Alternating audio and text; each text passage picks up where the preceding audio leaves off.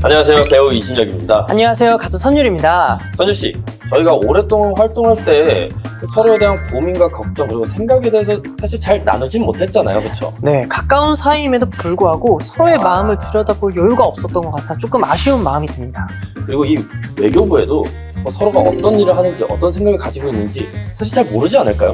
네, 서로 바쁘게 지내다 보면은 서로의 마음을 헤아리기 좀 어려운 경우가 많을 것 같은데요. 그래서 저희가 준비한 게 있습니다. 외교부 안에서 평범한 듯 특별한 외교부의 자기님들과 함께 따뜻하고 소중한 토크 시간을 가져보도록 하겠습니다.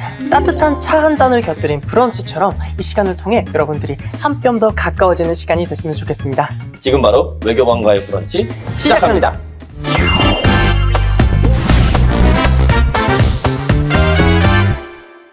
오늘 함께할 외교관 네 분입니다. 안녕하세요, 반갑습니다. 반갑습니다. 네, 외교 현장에서 대한민국의 위상을 높이고 계시는 외교분들의 자기님들을 드디어 만나뵙게 되었는데요. 어떤 멋진 이야기를 들려주실지 벌써부터 설레고 기대가 됩니다. 그렇습니다. 그럼 먼저 베일에 쌓여있던 외교부의 자기님들의 소개와 어떤 일을 하는지 직접 들어볼게요. 한 분씩 인사 부탁드립니다. 안녕하세요. 저는 강유민 외무서기관입니다. 저는 2010년에 외교부에 들어와서 지금은 인사제도팀에서 근무를 하고 있습니다.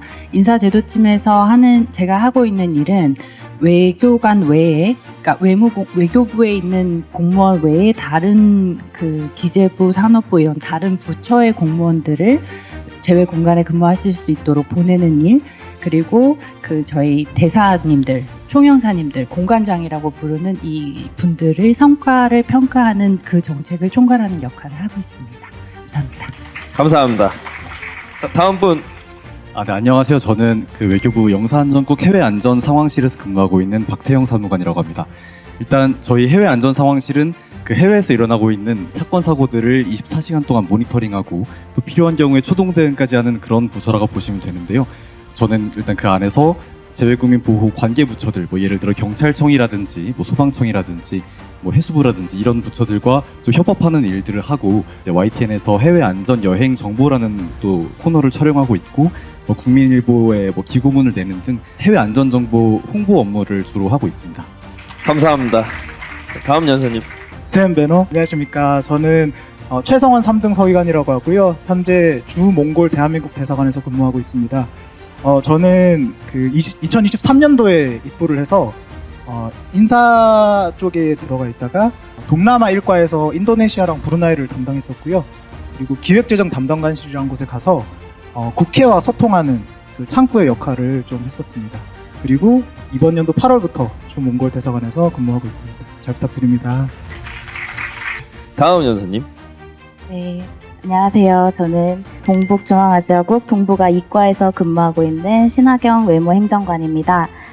저는 2024년 2월에 가장 마지막으로 입부를 한 것 같은데, 주로 중국어 통번역을 담당하는데 경주 에이펙 때 한중 정상회담이나 아니면 저희 장관님 이제 방중을 하시거나 할 때 이제 회담 통역을 많이 맡고 있고요. 그 외로는 또 저희 과에서 담당하는 우호증진 교류 사업이라던가 지방정부 간 교류 사업을 일부 분담하고 있습니다. 감사합니다. 감사합니다. 네, 입부 연도도 맡으신 업무도 정말 다양하고 멋진 분들이 나와주셨는데요. 각자의 다른 빛깔의 외교 현장의 이야기를 듣고 나니 더욱 궁금증이 커지는 것 같습니다. 네, 맞습니다. 그런데 이렇게 다양한 분들이 외교부에 들어오시는 채용 경로 또한 다양하다고 합니다. 그래서 실제로 우리 외교부의 자기님들은 어떤 과정을 통해서 이 자리에 오게 되셨는지 그 이야기들을 좀 더 자세히 들어보도록 하겠습니다. 최성원 서기관님. 저는 외무 영사직이라는 시험을 통해서 입부를 하게 되었고요. 외무 영사직 시험은 1차, 2차, 3차 시험이 있는데요. 피셋이라는 시험이랑 그 다음에 전공 시험, 그 다음에 면접이 있습니다. 저는 일본어를 제2외국어로 해서 입부를 했습니다. 일본어도 하시고 일본어도 하시고 몽골어도 정말 하시고 대단하시네요. 많은 언어를 하고 계시네요. 네. 그다음에 신하경 행정관님. 네, 저는 경력 경쟁 채용이라고 해서 별도로 이제 우수 인력을 뽑는 제도가 있어요. 그래서 이게 비정기적으로 열리는 건데, 저는 중국어 우수 인력으로 해서 이렇게 들어오게 되었습니다. 아예 다른 경로네요. 그러면은 두 분이 지금 네네. 그럼 다음은 이제 박태영 사무관님. 예전에 외무고시란 이름으로 존재했던 게 이제 지금 제도가 바뀌어가지고 외교관 후보자 선발 시험이라는 그런 그 채용 경로로 들어왔습니다. 그 5급에 해당되고 그리고 말씀해주신 것처럼 저희도 이제 1차 피셋 그리고 2차는 이제 논술 시험 그리고 3차 면접 이런 과정을 통해서 네, 진행이 됩니다. 강유민 서기관님. 네. 네, 저는 15년 전에 이제는 역사 속으로 사라진 외무고시를 통해서 들어갔고 그때 창피하지 마세요. 창피하지 마세요. 그때 당시에도 외교관 후보자 선발 시험과 유사하게 1차 피셋 객관식, 2차 논술 시험 그리고 3차 면접을 통해서 들어왔습니다. 정말 경력이 대단하시네요. 대단하시네요. 네. 정말 다채로운 여정 끝에 이 외교 현장에 발을 들이셨다는 생각이 드는데요. 각자의 길을 걸어 외교관이 되신 후에는 또 어떤 생각과 감정을 느끼게 되는지 그 솔직한 이야기들이 좀 궁금합니다. 박태영 사무관님 혹시 말씀해 주실 수 있어요? 네. 저는 사실 이제 지금 첫 번째 과잖아요. 영사안전국 해외안전 상황실이란 데 있는데 영사안전국의 가장 최우선 목표는 그 해외에 계시는 우리 국민의 생명과 안전을 보호하는 일입니다. 그 우리 국가의 의무기도 하고요. 근데 아시다시피 올해는 좀 굵직굵직한 사건들이 좀 있었어요. 뭐 이란 이스라엘이라든지 미국 조지아에서 우리 국민이 구금당했던 그런 사례도 있었고 또 최근에는 캄보디아까지 그런 사례들이 있어서 근데 사실 생각을 해보면은 해외에서 그런 약간 위험에 처해 계시는 분들은 정말 자기 힘으로는 좀 해결하기 어려운 상황에 이렇게 있어서 어떻게 보면 국가가 가장 마지막 그 기댈 곳인 경우가 많아요. 그런 사건들 대응 업무를 하다 보면서 끼게 되는 그런 책임감이라든지 그런 것들이 되게 막중하다는 거를 많이 실감하고 있습니다. 네. 원래 현장에서 직접 많이 느끼잖아요. 그렇죠? 네, 맞습니다. 네네. 신하경 행정관님께도 한번 여쭤보고 싶어요. 네, 저도 이제 외교 현장에 보통 이제 통역으로 투입이 되면서 가자 무대라던가 양자 무대에서 많은 외교 현장을 경험하고 있는데요. 이게 그 전에도 통번역을 하긴 했었지만 외교부에 들어와서 이런 통역을 하다 보니까 좀 더 보람참을 느끼고 우리가 흔히 이제 뉴스에서 보는 그런 외교의 현장을 내 눈으로 직접 볼 수 있다는 게 굉장히 신기하고 아직까지도 굉장히 재밌게 느껴지고 있습니다. 최성원 서기관님은 혹시 어떠신지?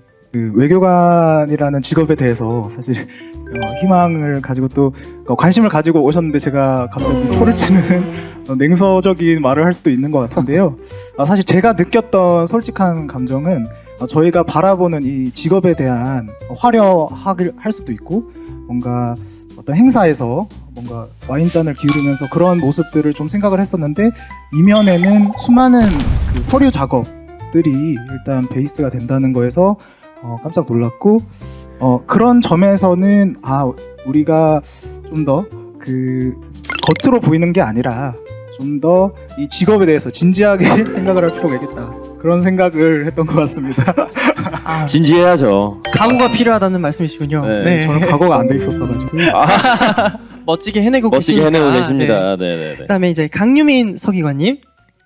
네, 저는 아까 신하경 행정관이 말씀해 주셨듯이 외교 현장을 직접 눈으로 보는 게 되게 신기한 거는 15년이 지나도 마찬가지로 계속해서 신기하고 재밌고요.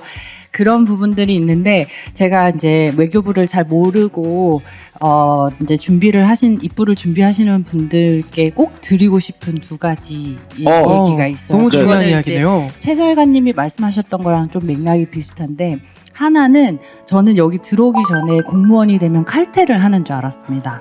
근데 중요하죠. 중요한 칼퇴 부분이죠. 중요하죠. 정말 네. 그랬었는데 지난 15년 동안 칼퇴를 한 날은 거의 10손가락 안에 듭니다. 교회 현장인 만큼 제가 하는 말, 제가 생각하는 거, 제가 쓰는 글 이런 것들이 정말 좀 민감한 부분들이 많고 또 중요하고 무거운 결정일 때가 많아서 조금 그 업무를 할 때 압박감은 좀 있는 것 같습니다. 다른 한 가지는 솔직하게 말씀드려서 일과 가정의 양립이 매우 어렵습니다.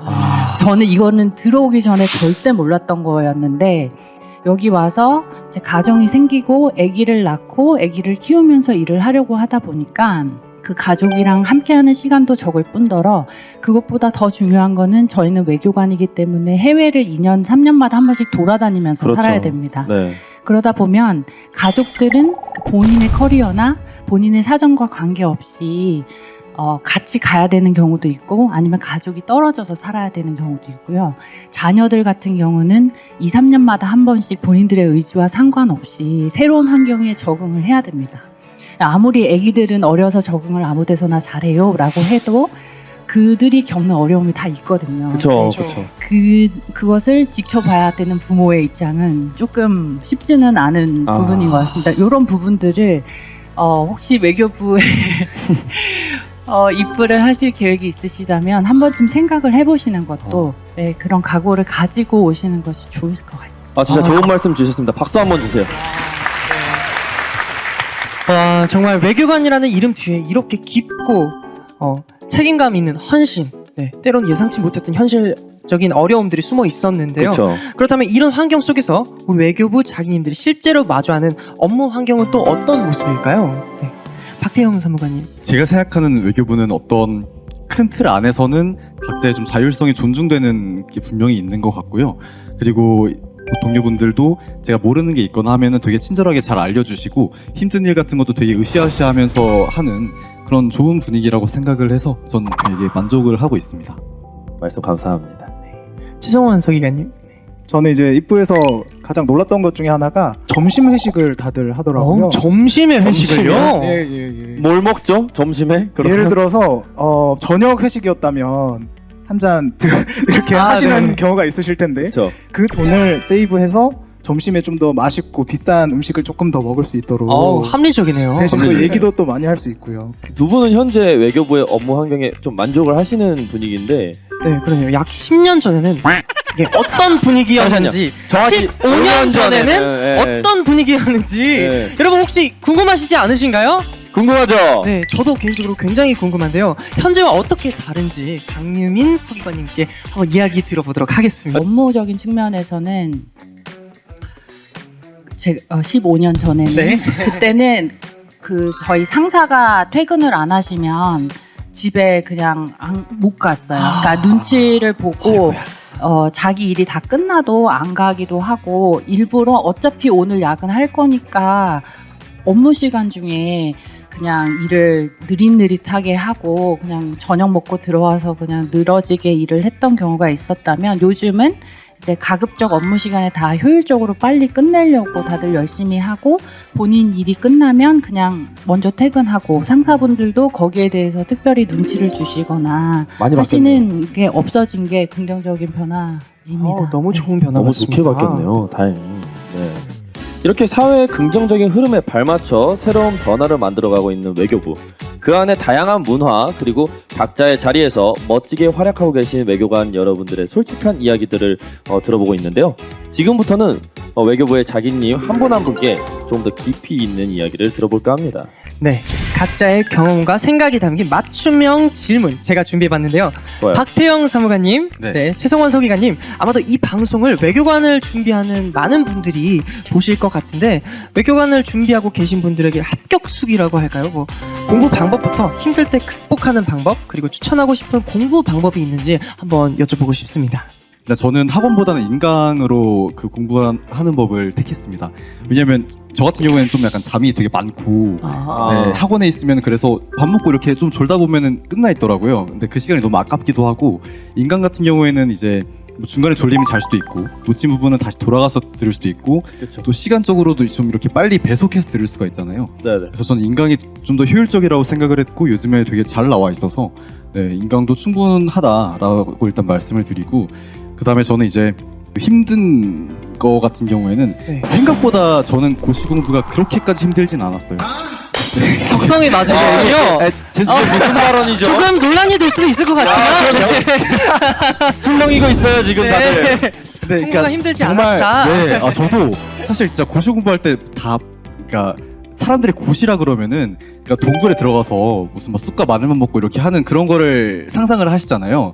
근데 생각보다 저는 그렇진 않았고 네, 일주일에 꼭 이틀 정도는 그러니까 남들 주말에 노는 것처럼 그렇게 쉬려고 했고 네, 그리고 그 방법이 조금 더 좀 정신적으로라든지 그런 부분에서 좀 긍정적인 것 같습니다. 너무 이렇게 틀어박혀서 사람도 만나지 않고 공부하다 보면 되게 힘들고 또 막 가끔씩 이제 원래 이틀 쉬었는데 하루 쉬고 이러면은 일주일에 하루 쉬고 이러면은 다음 주에 공부가 안 되더라고요. 그래서 네, 저는 그 주어진 이제 주말 말고 평일이라는 시간을 최대한 이렇게 좀 효율적으로 공부를 하려고 노력을 했고, 네, 그리고 이제 남는 시간에는 운동, 뭐 풋살이라든지 헬스라든지 이런 것들을 계속 했습니다. 그럼 사무관님은 애초에 좀 평일에만 공부를 하고 무조건 네네. 휴일에는 휴식을 좀 갖는 그쵸. 편이신 거네요. 아, 약간- 자기만의 루틴이 네, 굉장히 회사원처럼 공부를 한 거죠. 그래서 이제 고시 공부라고 해서 그렇게 무섭게까지 생각할 필요는 없다는 말씀을 드립니다. 네, 알겠습니다. 네, 너무 좋은 말씀입니다. 네, 그 다음은 이제 최성원 서기관님. 저는 사실 머리가 그렇게 좋지 않았어서 정말 그 동굴에 들어가서 공부하듯이 사실 저는 한 케이스인데요. 사실 이제 공부 습관이 너무 안 잡혀 있어서 네네. 머리로는 안 되니까 그 엉덩이를 무겁게 하자는 주의였습니다. 그러면 사무관님이 모르게 서기관님을 저격해버렸네요. 그게 아닙니다. 사실 저 같은 케이스도 당연히 있을 수 있다고 생각하는데요. 그래서 사실 저는 그 하루에 한 13시간씩 공부를 했습니다. 왜냐하면 그렇게 안 하면 제가 따라갈 수가 없더라고요. 그렇게 막연하게 13시간을 딱 한다고 했을 때 사실 저 같은 경우에는 어떤 걸 먼저 시작을 해야 될지 잘 모르겠거든요. 사실 하나하나 뭔가 궁금해하시는 분들도 계실 것 같은데 어떤 식으로 처음에 시작을 하셨는지 좀 여쭤봐도 될까요? 일단은 저희가 과목이 단 하나가 아니라 4가지가 그때 공부를 했었어야 되기 때문에 13시간을 마냥 무조건 진행한다는 게 아니라 제가 하고 싶은 과목들을 일단 최우선적으로 배치를 해서 그 과목은 그래도 제가 흥미가 있으니까 오래 하다 보면 집중력이 떨어지잖아요. 그렇죠. 그럴 때는 이제 다른 과목을 진행을 했는데 대신 그런 과목을 진행할 때마다 뭔가 제가 부족한 부분들을 계속해서 보면서 좀 성취감을 얻으려고 노력했던 것 같습니다. 이제는 내가 이 부분이 기억이 나구나. 이 부분이 조금 부족했는데 이젠 뭔가 문제가 나온다면은 이해할 수 있을 것 같다. 뭐 그런 식으로 접근을 하다 보니까 시간도 나름 잘 가고 그랬던 것 같아요. 네. 자기만의 확고한 그런 루틴을 찾는 게 굉장히 도움이 될 것 같습니다. 네, 맞네요. 두 분 모두 각자의 방식으로 좀 최선을 다하셨다는 게 느껴지는데요. 정답은 없지만 결국 자신에게 맞는 방법을 찾아 포기하지 않는 끈기가 가장 중요하다는 걸 다시 한번 배우게 된 것 같습니다. 자, 다음 질문은 어느 분께 해주실 건가요? 네, 다음 질문은 신하경 행정관님께 질문 드릴 건데요. 네, 외교부 입부를 준비하시는 분들 중에는 통번역 능력을 가지고 계시는 분들도 계실 것 같은데요. 그분들에게 해주고 싶은 팁이나 조언이 있다면 어떤 게 있을까요? 외교 통역을 정말 하고 싶다 하면 우리 영사관이나 대사관 같은 우리 제외 공간에 가서 좀 통번역 업무를 한번 해보는 거를 추천드려요. 그렇게 하면 좀 경험을 쌓을 수 있어서 좀 좋은 것 같고, 그리고 통역 분야에서는 학위가 조금 영향을 미치기도 하는데요. 학위를 얼마만큼 가지고 있느냐에 따라서 이제 우대 요건이 좀 달라지기도 하고, 또 이제 요구하는 그 경력 기간이 또 달라지기도 해요. 그래서 이제 가능하다면 저는 이제 통역 번역 대학원을 나오는 게 조금 더 유리하다고 생각합니다. 실제 경험을 바탕으로 들려주신 이야기라 통번역 능력을 가진 예비 외교관들께 좀 큰 도움이 된 것 같습니다. 이번에는 또 다른 시선에서 조언을 들어볼까요? 네, 이번에는 강유민 서기관님께 여쭙겠습니다. 최근 새로 입부한 외교관들을 보시면서 선배로서 느끼신 점이나 혹시 변화가 있다면 어떤 게 있을까요? 저는 제가 들어올 때보다 지금 최근에 들어오신 후배님들이 기본적인 역량 자체가 굉장히 높아졌다고 생각해요. 네, 외국어 실력도 그렇고 업무 처리 능력도 그렇고. 근데 한편으로는 제가 그 선배님들을 보면서 배우는 것도 굉장히 많거든요. 맞죠. 선배님들이 경험을 통해서 쌓으신 능력치가 외교 현장에서 아주 값지게 빛나는 경우가 많습니다. 그래서 후배님들이 이제 기본기가 아주 좋은 상태로 들어오셨으니 좋은 선배들을 통해서 많은 걸 배우고 이제 많이 그 좋은 경력과 능력치를 쌓아간다면 대한민국의 외교의 미래가 밝지 않을까라는 생각이 듭니다. 저를 네. 포함해서요. 그럼요. 포함해야죠, 당연히. 네, 너무 좋은 말씀 감사합니다. 각자의 길과 생각은 달라도 같은 목표를 향해 나아간다는 점에서 외교부는 말 그대로 다양함 속의 하나됨을 보여주는 조직이 아닐까 싶습니다. 맞습니다.